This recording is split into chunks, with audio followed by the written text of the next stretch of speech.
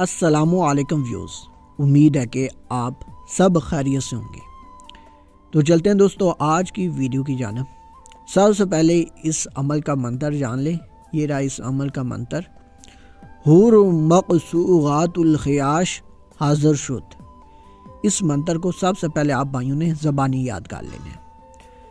تو اب آپ بھائیوں کو اس منتر کا استعمال بتاتے ہیں، اس کو کیسے آپ بھائیوں نے کام میں لانا ہے اور اس کے کیا فائدے ہیں، کیا نقصانات ہیں اور کب کرنا ہے اور کیسے کرنا ہے۔ سارا طریقہ کار اس ویڈیو میں آپ بھائیوں کو پیار سے سمجھانے کی کوشش کروں گا۔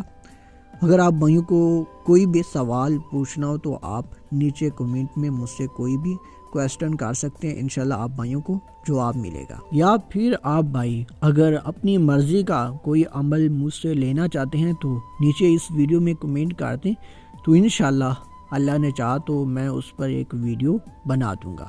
چلیے اب آپ بھائیوں کو اس عمل کا سارا طریقہ کار سمجھاتے ہیں کہ آپ بھائی کیسے ایک حور کو حاضر کر سکتے ہیں، کیسے اپنا تابع کر سکتے ہیں، کیسے اس کو غلام بنا سکتے ہیں۔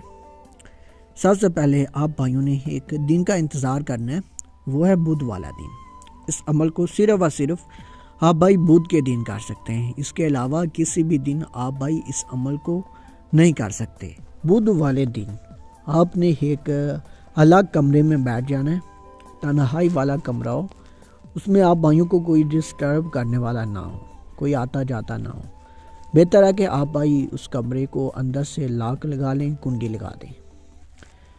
تو کرنا یہ ہے اطمینان سے، ٹھیک ہے، گھبرانا نہیں، پریشان ہونے والی کوئی بات نہیں۔ آپ کا اس عمل میں کوئی نقصان نہیں ہوگا، کوئی ڈر خوف نہیں ہے اس عمل میں۔ بیٹھ کر آپ بھائیوں نے جو منتر میں نے ویڈیو کے شروع میں بتایا تھا اس کا تھوڑا سا ویٹ کرنا ہے۔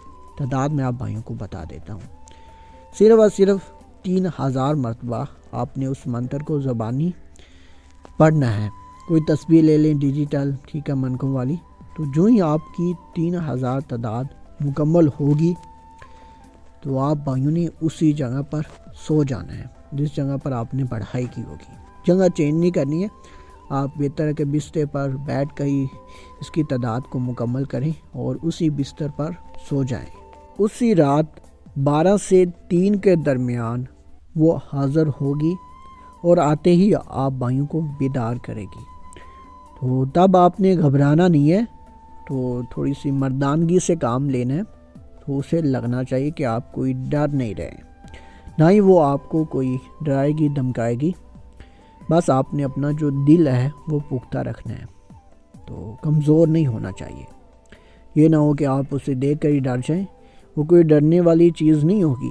یہ جو دنیا کی عورتیں ہیں نا، یہ اس کی جوتی کے برابر بھی نہیں ہوں گی، اتنی وہ خوبصورت ہوگی۔ نوجوان ایک لڑکی کی شکل میں حاضر ہوگی جو کہ انتہائی خوبصورت ہوگی، اس کے بال، اس کی آنکھیں، اس کے ہونٹ اتنی خوبصورت ہوں گے، میں آپ کو بتا نہیں سکتا، ویڈیو ختم ہو جائے گی اس کی خوبصورتی بتاتے بتاتے۔ تو آپ بھائیوں کو انشاءاللہ بہت ہی زیادہ پسند آنے والی ہے وہ۔